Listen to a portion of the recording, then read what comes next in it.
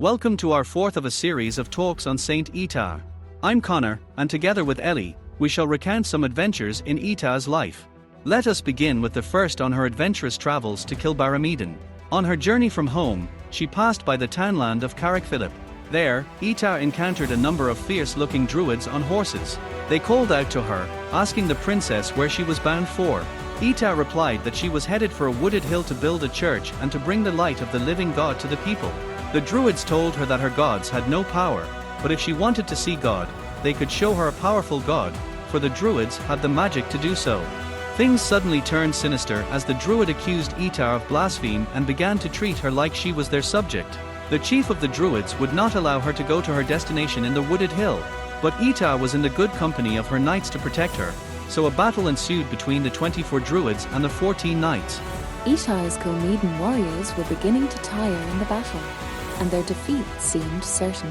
She prayed to Jesus for help, that her good warriors would not perish. They soon regained their strength. They got back on their feet as the swords took on a glow. The tables were turned, and quickly the druidic force was brought to their knees. Ita's prayers were answered with a Christian victory, and she managed to convert some of the defeated druids who were beaten but were healed of their wounds after the battle. The Waterford Princess was able to continue her journey after the skirmish. She brought some converted druids with her. The next day she arrived at what became known as Kilbarrameedon. It was her first religious foundation, and many people came to visit her, as far away as present-day Portlore and Newcastle. Ita remained here for 5 years at her church on the hill. We have another adventure at Boatstrand. Here at Boatstrand, Ita looked for the best interests of her enemies. She was initially called by Jesus to go to the coast and learn about the sea and boats. She went down to Boatstrand and met an elderly experienced shipbuilder, and Ita became his novice. She was in the company of fishermen and regaled the stories of Jesus with them. One day, there was an incident at sea where 50 druids were caught in a storm.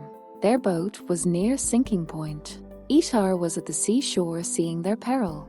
She called on Jesus to calm the waters. The Lord thus saved the day, even though the boat was no longer seaworthy.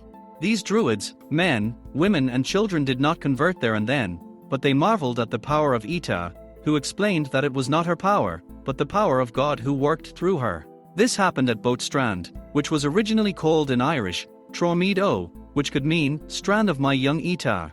Remember in our summary of the book called Saint Ita the Forgotten Princess, author James Dunphy offers his publication to those of an open mind, as a representation of the life of this important Irish saint.